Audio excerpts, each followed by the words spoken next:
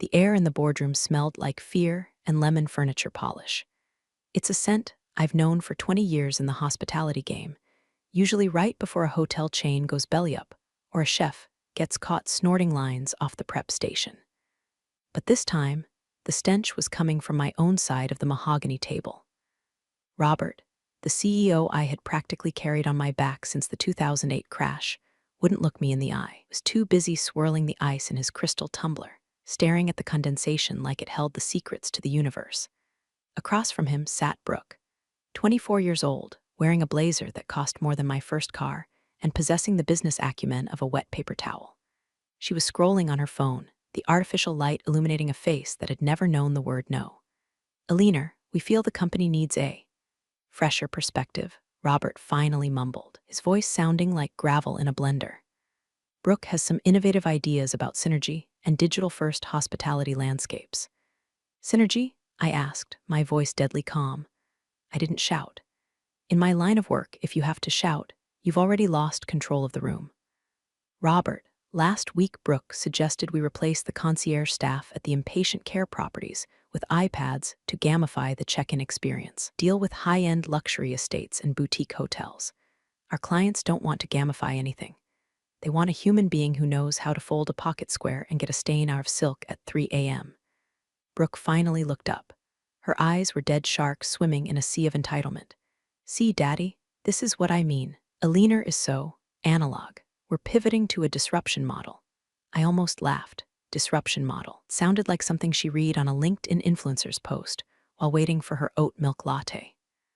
Before I continue detailing how I was gutted like a fish in a suit, do me a quick favor. If you love watching corporate karma unfold, hit follow and upvote.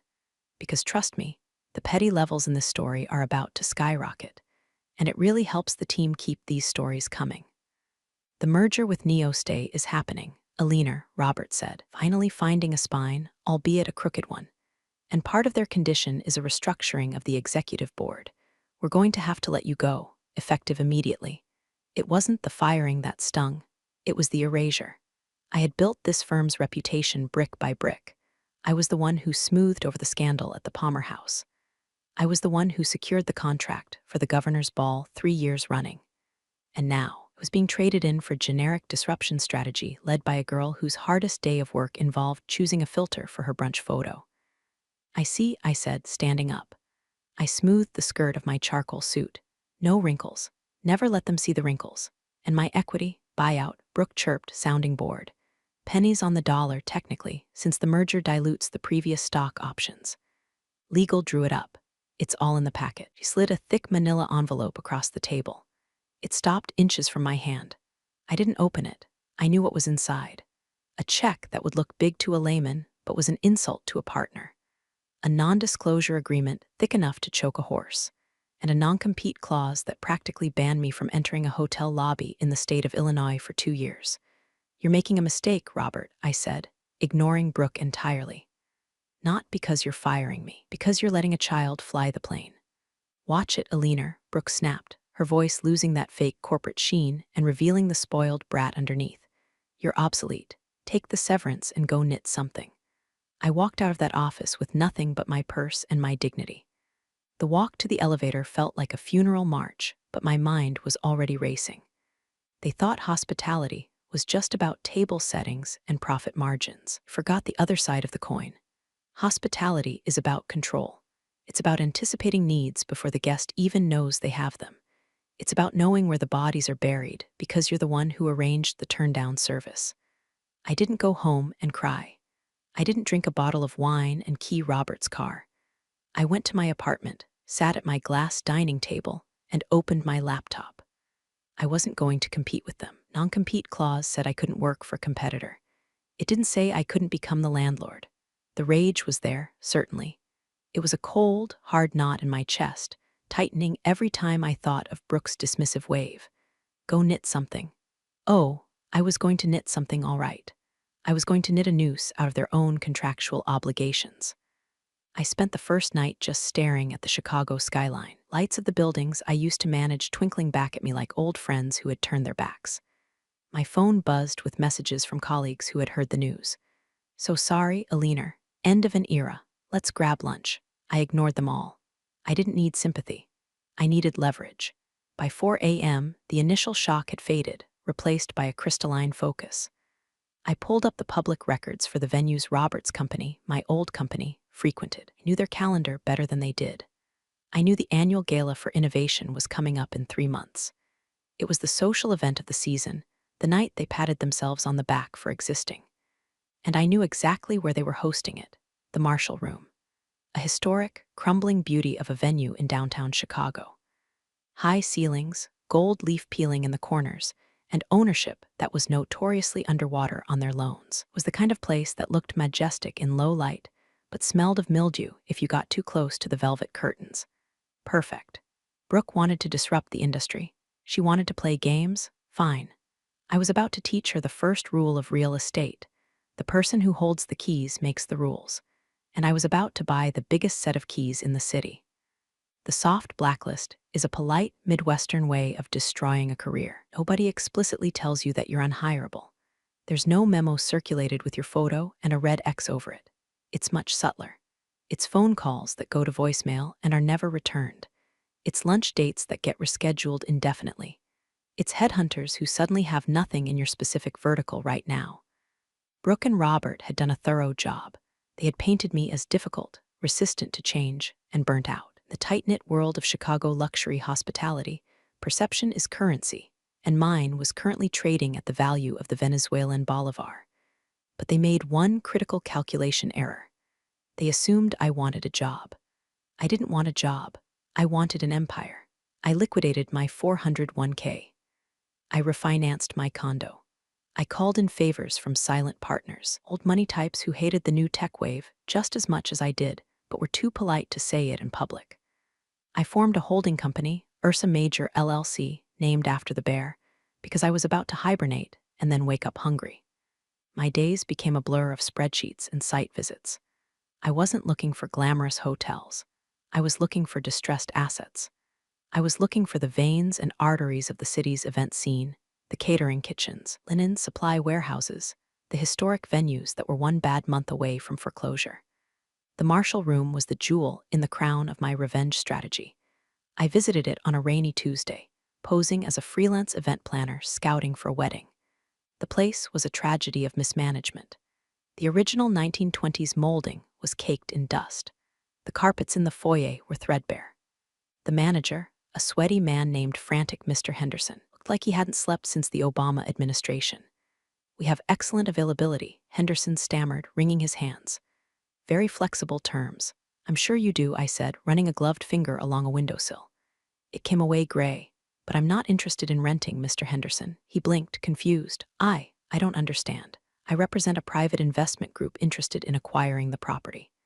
Lock, stock, and barrel, including the debt. Color drained from his face, then rushed back in. He looked like a man who had just been thrown a life preserver in the middle of the Atlantic. Negotiating the sale was like playing poker with a toddler who shows you their cards. They were desperate. The bank was breathing down their necks, threatening to turn the historic ballroom into an Amazon fulfillment center. I came in with a lowball offer that was still higher than bankruptcy. I kept my name off everything. My lawyer, shark named Sarah, who owed me for saving her wedding reception from a hurricane disaster 5 years ago, handled the paperwork. To the sellers, the buyer was just a faceless LLC. While the lawyers haggled, I kept tabs on my old firm. Brooke was all over Instagram, posting stories from the office I used to occupy. She had replaced my mahogany desk with a standing glass one. She had installed a wellness corner with beanbag chairs. And most importantly, it sent out the save the dates for the annual gala. Location, the Marshall Room. I printed out the invitation and taped it to my refrigerator. It was my North Star. The acquisition closed quietly on a Friday afternoon. No champagne, no ribbon cutting, just a wire transfer and a signature. I now owned the venue where Brooke planned to launch her new brand identity. I went to the venue that night, alone. I had the keys. I walked into the empty ballroom, my footsteps echoing on the parquet floor. It was silent, save for the hum of the old HVAC system, which I noted immediately needed a filter change. My inner technician never sleeps. I stood in the center of the room, imagining the tables, the floral arrangements, the pretentious speeches. I wasn't just a landlord now. I was the ghost in the machine. I spent the next weeks quietly upgrading the place, but only the things that mattered for my plan. I fixed the lighting so I could control it remotely. I updated the security camera system so I had eyes in every corner, even the kitchen. I reviewed every single vendor contract attached to the venue, and then I found it, the existing contract for the gala. It had been signed 6 months ago by Mr. Henderson. It was a standard, boilerplate agreement, but buried in the fine print, under the section regarding Code of Conduct, was Clause 14b. Clause 14b. The lessee and their guests agree to adhere to strict standards of conduct towards venue staff and management.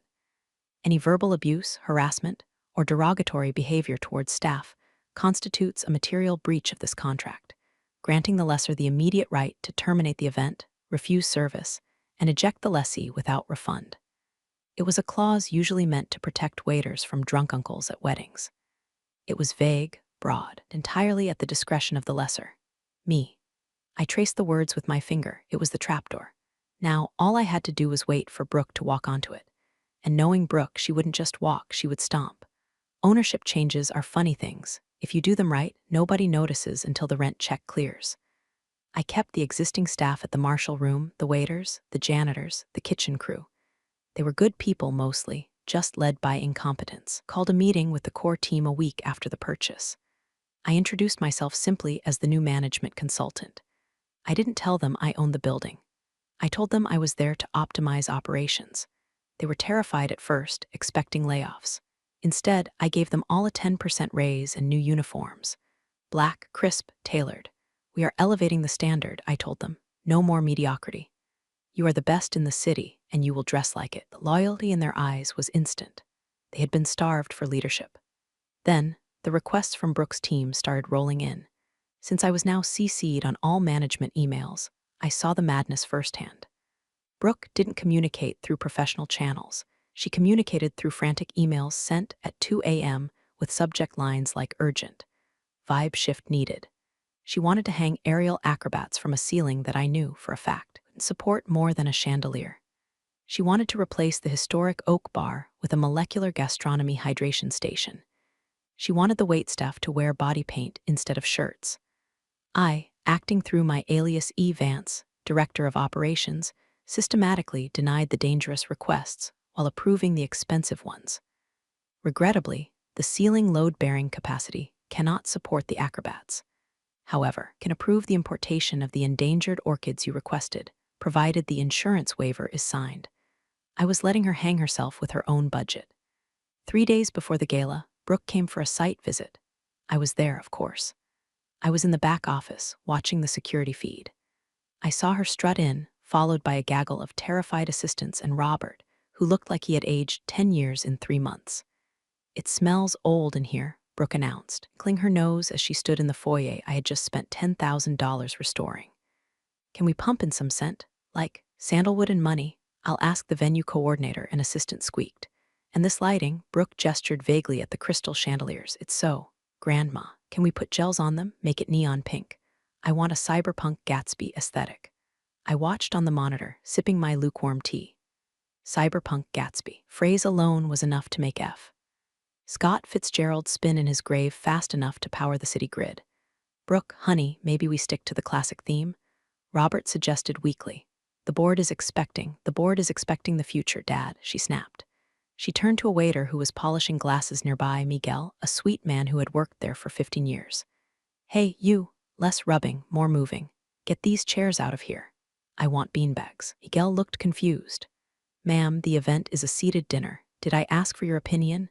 Brooke scoffed, rolling her eyes so hard I thought they'd detach. "God, help is so hard to find these days. Just do what I say." I leaned closer to the screen. There it was, the disrespect, the casual cruelty. She treated Miguel like furniture. I picked up the phone and dialed Sarah, my lawyer. "The Clause 14b addendum fully enforceable in Illinois regarding immediate eviction?" I asked. "Ironclad," Sarah replied. "As long as you have proof of the breach. Witnesses or recording." "I have both," I said, watching Brooke berate Miguel about the thread count of the napkins. "Aliner," Sarah warned, "if you do this, you burn the bridge. You nuke the bridge. You salt the earth where the bridge used to be." "Sarah," I smiled, though no one could see it. "I'm not just burning them. I'm charging them admission to watch the fire." The day of the gala arrived. The tension in the air was palpable. My staff now, were on edge. They had dealt with bridezillas before, but Brooke was a special breed of monster. She had already made 2 waitresses cry during setup. I arrived at 4 p.m. I wasn't wearing my usual power suit. I went to the employee locker room. I took off my diamond studs. I pulled my hair back into a severe, invisible bun. I scrubbed my face of makeup. And I put on the uniform. Black trousers, black button-down, black apron. I looked in the mirror. Alina, the executive, was gone. In her place was just another invisible worker bee, another faceless servant for the elite to ignore. My heart was hammering, not with fear, but with adrenaline. This was it, the undercover boss from hell. I walked out into the kitchen, grabbed a tray of water glasses, and merged into the flow of the night.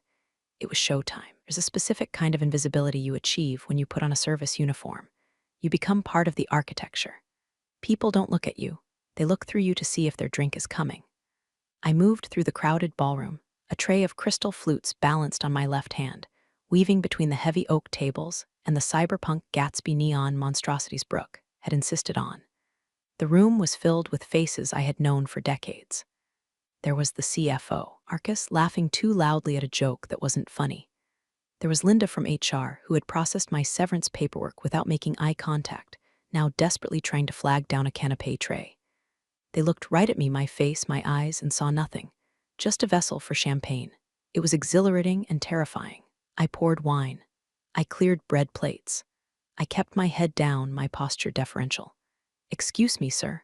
"Right away, ma'am." Voice was a soft drone, stripped of the authority I usually commanded. I made my way toward the head table.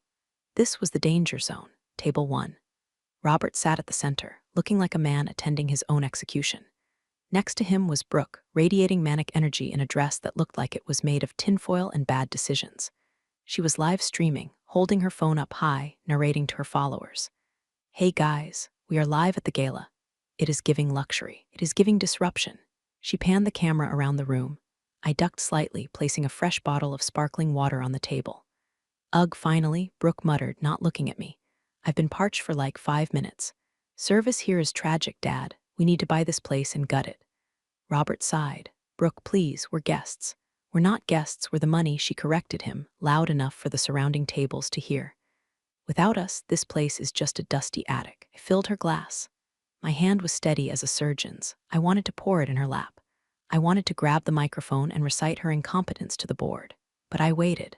The trap needed to be sprung perfectly. I retreated to the shadows near the kitchen doors, observing. The dinner service began. The salad course, arugula with a deconstructed vinaigrette that Brooke had demanded, which basically meant dry leaves and a dropper of oil.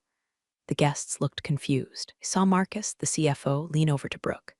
"So, when do we announce the Q3 numbers?" "There. Concerning. Boring." Brooke sang out. "Tonight is about vision, Marcus. Don't bore me with math. We're pivoting to vibes." I saw Marcus wince. I knew that look. That was the look of a man realizing his stock options were about to become toilet paper. The main course arrived. Filet mignon, medium rare. The kitchen was running like a Swiss watch, my watch. I had personally briefed the head chef to ensure perfection. If things went wrong, they would blame the venue. I needed the venue to be flawless so that the only rot in the room was Brooke. I was assigned to clear table 1. As I approached to take the plates, Brooke was in the middle of a story about her recent spiritual journey to Chelum. She was gesturing wildly with a fork. So the shaman was like, "You have the soul of a warrior queen," she said, flinging a piece of steak fat onto the pristine white tablecloth. It landed with a greasy splat right next to her wine glass. She stopped. She looked at the stain. Then she looked up, not at me, but at me. "You," she snapped, pointing a manicured nail at my chest. I froze. Had she recognized me? Was the game up? "Me, ma'am?" I asked, keeping my voice low. "Yes, you. Look at this mess." She pointed to the piece of steak she had just thrown. "This table is disgusting. Can you serve food in a pigsty?" "I apologize, ma'am. I'll clear it immediately." I reached for her plate. "Don't just clear the plate, clean the mess," she shrieked. The room went quiet. The band stopped playing. "God, are you stupid? Do you need a diagram?" I felt the eyes of 300 of Chicago's elite on my back, my old colleagues, my industry rivals. "Brooke, calm down," Robert hissed. "No, Dad, this is what I'm talking about. Standards." She grabbed her wine glass, a heavy, red Cabernet, and deliberately tipped it over. The dark liquid pooled across the cloth, dripping onto the floor, splashing onto my black apron. "There," she sneered. Now you have something to clean. Chop chop, Busgirl. The silence in the room was absolute. It was a vacuum, a collective gasp held in 300 throats. I looked at the wine dripping down my apron. I looked at Brooke's smug, triumphant face. I looked at Robert, who had buried his face in his hands. It was time. I didn't scramble for a towel. I didn't apologize. I didn't run to get a manager. I slowly reached into my apron pocket and pulled out a crisp, white service cloth. I folded it once, twice, with deliberate, methodical precision. The silence in the room stretched, heavy and suffocating. I stepped forward. I wiped the spilled wine from the table. I moved with the grace of 20 years in the industry. I absorbed the liquid, wiped the wood, and placed the soiled cloth on my tray. Then I stood up straight. I rolled my shoulders back. I lifted my chin, and I finally looked Brooke in the eye. But I didn't look at her like a server. I looked at her like a CEO. Table 6 is dirty, Busgirl. Brooke mocked, sensing the shift in my posture and trying to regain dominance. Did I say you could stand there? Get on your knees and scrub the floor.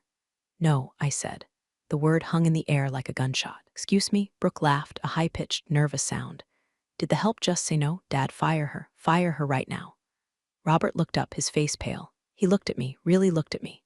And for the first time, recognition flickered in his eyes.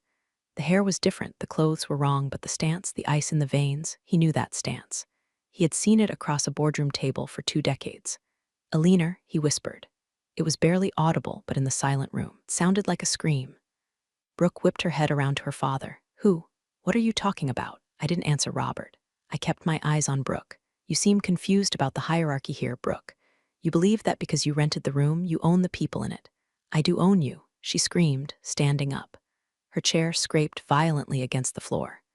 My father's company is paying for this pathetic little party. We are paying your salary. Could buy this whole dump and turn it into a parking lot if I wanted to.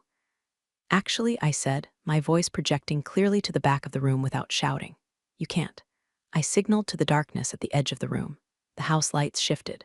The spotlight that had been focused on the stage widened to include me. Because this dump, I continued, stepping closer to her, invading her personal space, was sold 3 weeks ago. Brooke blinked. So what? New owner, same trash. New owner, I said, allowing a small, razor-thin smile to grace my lips, is extremely particular about the conduct of her guests, especially regarding Clause 14B of the rental agreement. I reached into the back of my apron, not for a wine key, but for a black envelope. The same kind of black envelope I used to use for VIP invitations. What is this? Brooke scoffed, though her hand trembled slightly as she took it. That, I said, is your eviction notice. Murmurs started. A low rumble of confusion and shock from the guests. You're crazy, Brooke spat. You're just a waitress having a breakdown. Security, get this psycho out of here. She looked around for the security guards. 2 large men in black suits stepped out from the shadows near the kitchen. They walked purposefully toward table 1. Brooke smirked. Finally, drag her out. The guards walked past me. They stopped on either side of Brooke. I'm sorry, Miss Vance, lead guard said to me, ignoring Brooke entirely. Is this the individual causing the disturbance? Brooke's jaw dropped. Miss Vance? Who is Miss Vance? I'm the CEO's daughter. I turned to the guard. Yes, James. This is the individual, and her guest, I gestured to Robert. They are in violation of their contract, abuse of staff, disorderly conduct, destruction of property. I turned back to Brooke. The realization was starting to dawn on her. Puzzle pieces were clicking together. The refusal of her absurd requests, the strict adherence to policy, the voice that sounded hauntingly familiar. I bought this venue yesterday, I lied. It had been weeks, but the dramatic effect was better, and I reserve the right to refuse service to anyone, especially little girls who don't know how to hold their liquor. Alina, Robert choked out, standing up. Alina, please, let's talk about this. We're done talking, Robert, I said, my voice dropping to a chill. You wanted disruption. You wanted to shake up the industry. Congratulations. Consider this your disruption. Brooke opened the black envelope. Her fingers fumbled with the wax seal, my personal seal, a bare Ursa Major. She pulled out the single sheet of heavy, cream-colored cardstock. This is an invoice, she stammered, for the full rental fee, plus damages, plus a breach of contract penalty. She looked up, her eyes wide and wet. This is for $50,000. Read the bottom line, Brooke, I said. She looked down. Her lips moved as she read. Immediate termination of event privileges. Guests must vacate premises within 15 minutes. You can't do this, she shrieked, tearing the paper in half. We have investors here. We have the press. Oh, I know, I said, glancing over at the reporter from the Chicago Tribune, who was frantically taking notes on his napkin. That's why I waited until the main course. I wanted to make sure everyone was seated. Robert rounded the table, his hands out in a pleading gesture. Alina, listen to me. This is excessive. We can settle this. Whatever you want. You want your job back, is that it? You want a consulting fee? I looked at him with genuine pity. Robert, do you really think I want to come back to a sinking ship? I don't want a job. I don't want a fee. I took a step back, dressing the room at large. The guests were silent, forks hovering halfway to mouths. Ladies and gentlemen, I announced, my apologies for the interruption to your dinner. The venue management has determined that the host of this event has violated the terms of our service. As such, the event is concluded. No, Brooke screamed. Sit down. Everyone sit down. She's lying. She's a nobody. However, I continued, ignoring her tantrum. The kitchen has prepared a lovely dessert, chocolate lava cake. Since the host has forfeited their deposit and paid the penalty fee, the bar is now open on the house. For everyone except the host party. A ripple of nervous laughter went through the room. They were confused, but they were also entertained. And free alcohol is a powerful motivator. You, I pointed to Brooke. And you, I pointed to Robert. And your executive team, you are leaving. Now. I'm not going anywhere. Brooke grabbed the tablecloth, knuckles white. I'm calling the police. Please do, I said calmly. I have the deed to the building in my office safe. I have the signed contract with Clause 14B highlighted. And I have video footage of you assaulting a staff member, me, with wine. I also have footage of you calling Miguel a racial slur during setup. That was a bluff. She hadn't used a slur, just general abuse, but in the court of public opinion. Accusation was enough to make the air leave the room. Brooke gasped. I didn't, you liar, did you? I raised an eyebrow. Do you want us to play the tape for the Tribune? Brooke looked at the reporter. She looked at the guests, who were now looking at her with open disgust. The cyberpunk Gatsby facade was crumbling. She wasn't the visionary CEO. She was just a mean girl in a foil dress who had pushed the wrong woman. Dad, she whimpered, her voice small. Fix it. Robert looked at me. He looked at the ruin of his gala. He looked at his daughter. And for a second, I saw the defeat. He knew he had bet on the wrong horse. He had traded competence for flash, and now the flash was burning the house down. Let's go, Brooke, Robert said quietly. What? Let's go, before she calls the police. Robert grabbed her arm. But my party. It's not your party anymore, I said. It's mine. I signaled James, the security guard. Escort them out. The back exit. We don't want them cluttering up the lobby. The back exit? Brooke choked. By the dumpsters. Fitting, isn't it? I smiled. Service entrance only for staff. And since you treated the staff like garbage, you can leave with it. The walk of shame is a long one in the Marshall room. The ballroom is 100 feet long, lined with mirrors. Brooke and Robert had to walk the entire length of it, flanked by my security team. Brooke tried to maintain some dignity at first, tossing her hair and glaring at the guests. But nobody met her eyes. The investors were suddenly very interested in their shoes. The board members were checking their phones. The social exile was instantaneous.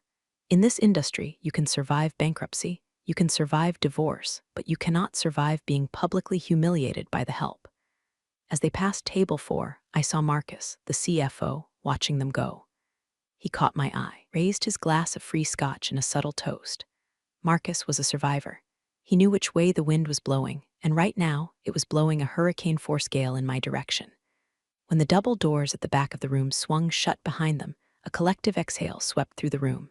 The tension broke. I stood there in the center of the floor, wine still dripping from my apron. Miguel, I called out. Miguel hurried over, looking at me with wide, awestruck eyes. Yes, Miss Vance, get a mop for this spill, I said, and then bring out the dessert. And tell the band to play something that isn't techno-jazz. Maybe some Sinatra. Yes, ma'am, he practically saluted. I turned to the room. Please enjoy the rest of your evening. The disruption has been handled. I walked out of the ballroom and into the kitchen. As soon as the door swung shut, the staff erupted. The chefs started banging their ladles on the counters. The dishwashers cheered. The waiters clapped. It was a standing ovation from the people who mattered. Did you see her face? One of the line cooks yelled. She looked like she swallowed a lemon. You're a legend, boss, Miguel shouted. I leaned against the stainless steel prep table and let out a long breath. My hands were shaking slightly, now that the adrenaline was fading. I untied the stained apron and tossed it into the laundry bin. All right, I said, suppressing a smile. Back to work. Have 300 soufflés to plate. Let's show them what actual service looks like. I went to the manager's office, my office, and sat down. I pulled up the security feed of the back alley. On the grainy black and white screen, I saw Robert and Brooke standing by the dumpsters. It was raining lightly. Brooke was shivering, her phone in her hand, furiously typing. Robert was leaning against the brick wall, head in his hands. I watched them for a minute, just a minute. It wasn't joy I felt, it was satisfaction. The kind you feel when a column of numbers finally balances out to zero. I picked up the phone and dialed the front desk. "Yes, Miss Vance, call a tow truck," I said. "There's a limousine blocking the loading dock. Have it removed." "But isn't that Mr. Roberts' car?" "Not anymore," I said. "It's an unauthorized vehicle on private property. Tow it." I hung up. The gala continued inside. I could hear the faint strains of Fly Me to the Moon drifting through the walls. The guests were happy. The staff was happy. The parasite had been excised, but I wasn't done. The eviction from the venue was just the opening move. Now came the blockade. A week later, the fallout was spectacular. The Tribune ran the headline, "Gala Gone Wrong, CEO's Daughter Evicted by Mystery Landlord." The stock price of Robert's company dipped 14% in 2 days. Vision was being questioned. I was back in my tailored suits, working out of the renovated office at the Marshall Room. I had officially registered Ursa Major LLC as a hospitality management group. My phone was ringing off the hook with vendors wanting to work with the woman who kicked out the influencers. Then came the email. It wasn't from Brooke. She had gone radio silent on social media, a miracle in itself. It was from a junior assistant at their firm, dressed to the events manager of the Grandview Terrace. The Grandview Terrace was the only other venue in Chicago with the capacity and prestige to host their upcoming emergency shareholder meeting.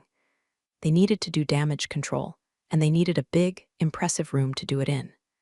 The email was polite, desperate, requesting availability for immediate booking. "Budget is flexible." I smiled. I swiveled my chair around to look at the map of Chicago on my wall. I had put pins in the properties I had acquired stakes in over the last 4 months. The Marshall Room was one. The Grandview Terrace was another. I didn't own the Grandview outright. It was too expensive. But I had bought a controlling interest in the operating company that managed their bookings. I was the silent partner who had final say on the calendar. "Sarah," I called out to my assistant, not the lawyer, a new hire, bright kid. "Reply to this inquiry." She looked at the screen. "One from your old company?" "Yes. Do you want me to tell them we're booked?" "No," I said, tapping my pen on the desk. "Tell them we have availability." Sarah looked confused. "You want to let them in?" "Tell them we have availability," I repeated. But due to market volatility and risk assessment based on recent public events, the rental rate has been adjusted. Adjusted to what? "Triple the standard rate," I said, "plus a non-refundable security deposit of $100,000, and a clause that requires prepayment for all damages, estimated at an additional $50,000. Oh, and one more thing. Yes, tell them the venue requires final approval on all event speakers and agendas to ensure alignment with our brand values." Sarah grinned. It was a shark's grin. She was learning, sending it now. They accepted within the hour. They had no choice. Were desperate to show the shareholders they were still in control, still capable of securing a prestige location. I signed the contract as E. Vance, Director of Strategic Partnerships. They still didn't know the extent of my reach. They thought the Marshall Room was a fluke, a one-off disaster. They didn't realize the web I had spun. When the check cleared, a massive, bloated sum that went straight into my acquisition fund, used it to buy a 5% stake in their linen supplier. Then I negotiated a new contract that raised their laundry prices by 20%. It was death by 1,000 cuts. Every time they tried to move, they bumped into me. Every time they tried to book a caterer, I had an exclusive contract. Every time they tried to hire a temp agency, I had already hired the best staff.